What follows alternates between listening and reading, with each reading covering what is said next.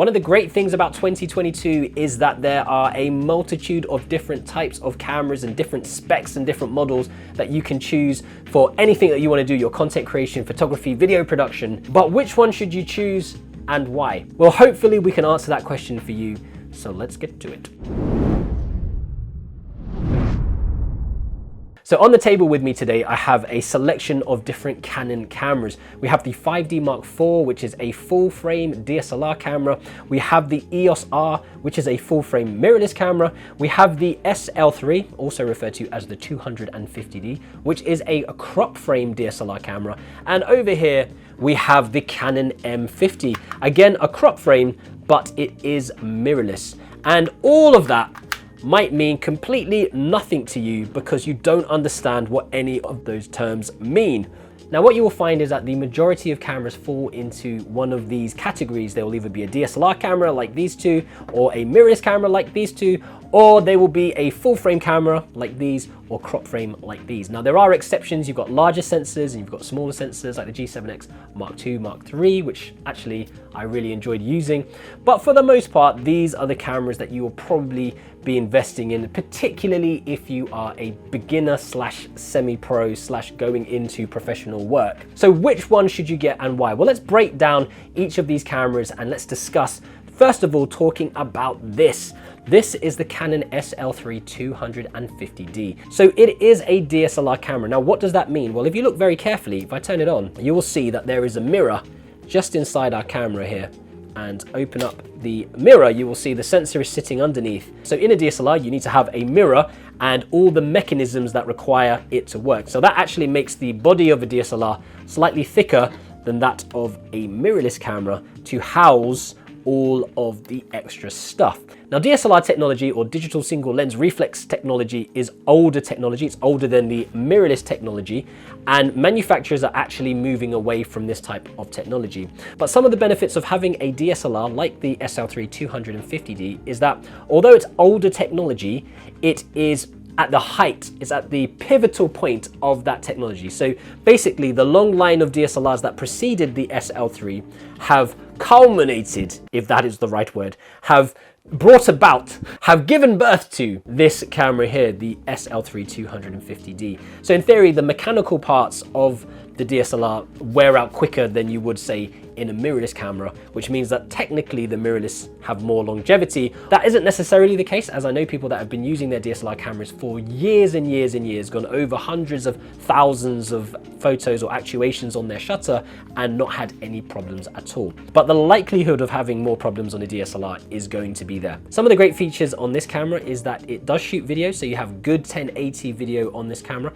One of the problems with shooting with a crop frame is that they generally don't perform as well as their full frame counterparts, particularly in low light settings like at wedding receptions or at halls, or using them at higher ISO values like 800 or 1600 ISO. You generally get a picture with a lot more grain. So that's one of the downsides of using an aps-c sized sensor. The SL3 in particular is pretty good because it has things like C-RAW, so you can shoot RAW, a compressed version of RAW for your photos. It also shoots in 4K, but that comes with a crop. So you have something like a 1.7 times crop on this, but remember, it's already a crop frame camera, so you're already getting a kind of zoomed in shot. That crop is then expanded on by the 4K, which means that you have a really cropped or zoomed in picture when trying to shoot in 4K. And some of the additional functionality on this camera, like the dual pixel autofocus, also doesn't work in the 4K mode. So essentially, this is a great camera for beginners who want to shoot photos in natural light. It's good for vlogging video in 1080 because you have your articulating screen. It doesn't have great low light shooting capabilities due to that smaller sensor, and the 4K on this is pretty much unusable. So if you want to use it for vlogging 1080, it's fantastic, but in 4K you're going to struggle with this camera. Now, next up on our list is this camera here, the Canon M50. I've actually got a speed booster on here at the moment. The M50 is probably one of my most used cameras, funnily enough. I use it pretty much every day as a webcam. I use it for vlogging. I use it for casual photography.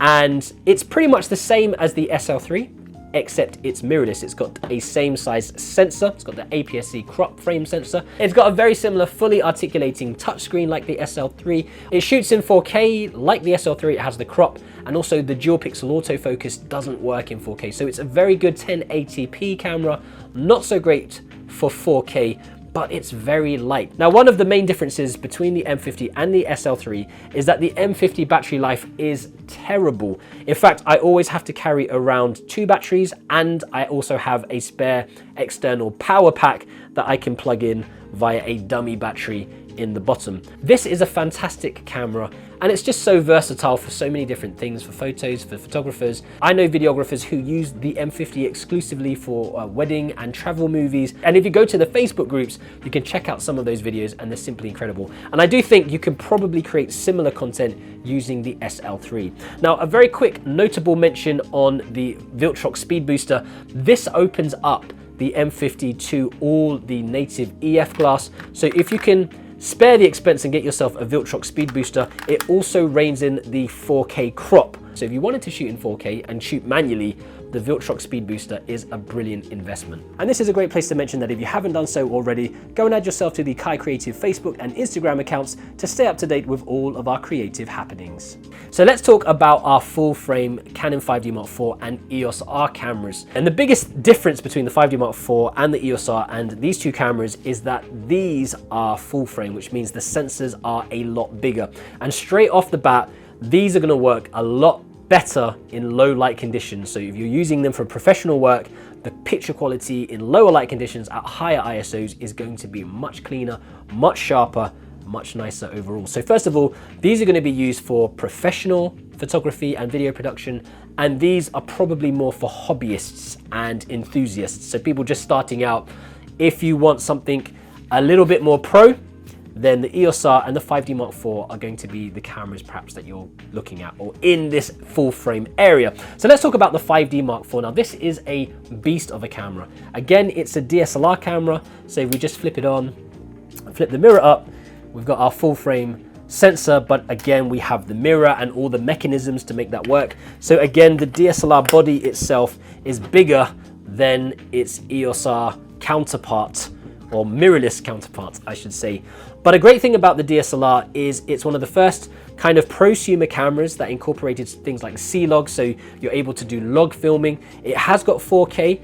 Again, like these cameras over here, the 4K has a crop. And it's a big gripe with Canon users that they released this camera with a crop on the 4K. I did use the 4K quite extensively on the 5D Mark IV, especially for my early 4K YouTube videos. It's pretty good, but you do need to have a wide angle lens on the camera for the 4K to be usable. When it comes to photo quality, I don't think there's any cameras on the table here that quite beats the 5D Mark IV. This is used the world over by professional photographers. So if you're going that way, you want to do professional video, you want to do professional photography, maybe weddings or corporate headshots, whatever, the 5D Mark IV is a great choice. The 5D Mark IV is a perfect choice for that kind of work. The video offering on the 5D Mark IV is getting more and more dated as time goes by. You do have a nice clean 1080, but you can't really vlog with this camera. There isn't an articulating screen, you have a fixed screen. It is touchscreen, but it isn't really great for vlogging, and it's pretty heavy. This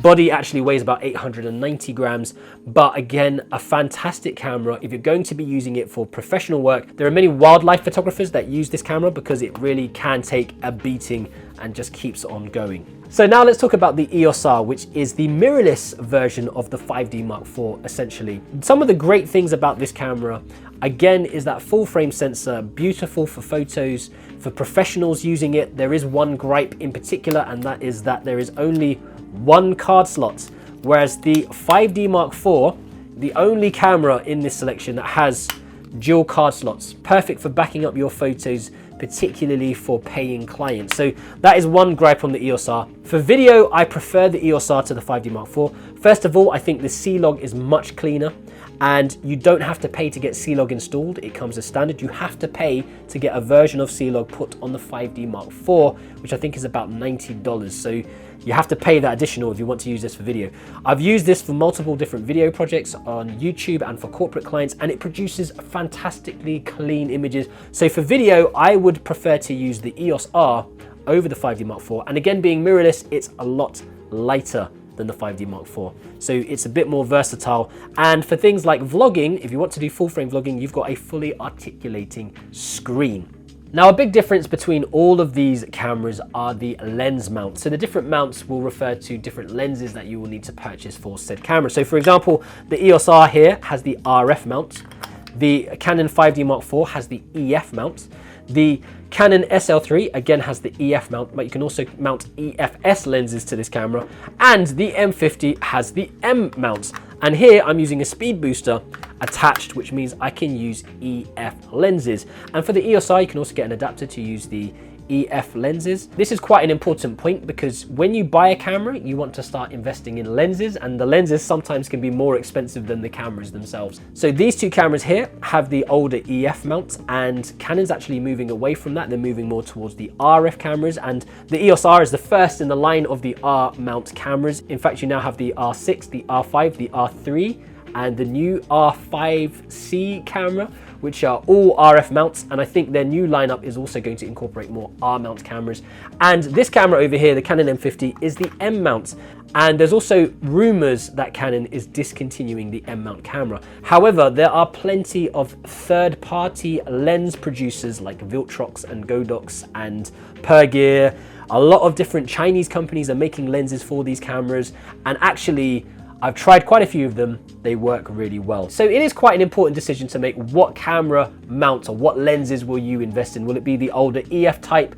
Will it be the newer RF type, which are very expensive? Or will it be the almost redundant M type?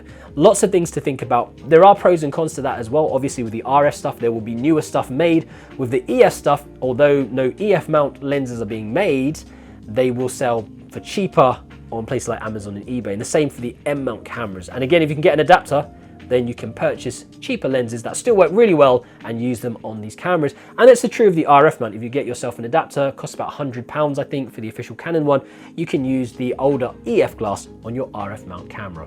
A massive factor that's probably going to affect your decision making is going to be the price. So how much are each of these cameras going to cost you? Well, the 5D Mark IV is not cheap. Even in 2022, this camera is still going to cost you about $2,800. In the UK, it's about £2,700 on the official Canon store.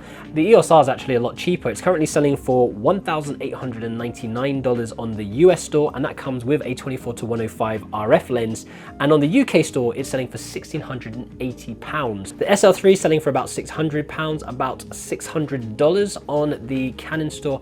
And the Canon M50, the original M50, you can't pick up anymore. You can buy the second version for about $600 to $700 online. And all of these cameras you can purchase secondhand on places like eBay and Amazon at a much cheaper price. But again, it depends on the condition and what accessories you get with it. So that is my quick breakdown of the 4 more common types of camera that you find on the market today. Hopefully this video has helped you make a decision on what type you want to decide to use. Now I do have playlist reviews of all of these cameras, and I'll leave those in the cards above and in the description box below. So if you're interested in one of these cameras in particular, go and check those videos out. So that's it from me today, guys. I hope you found today's video useful. If you did, don't forget to give us a thumbs up. And if you haven't done so already, don't forget to subscribe to the YouTube channel and hit that little bell for notifications. All that I've got left to say is stay creative, stay safe, imagine, implement, and inspire, and I'll catch you next time on KaiCreative.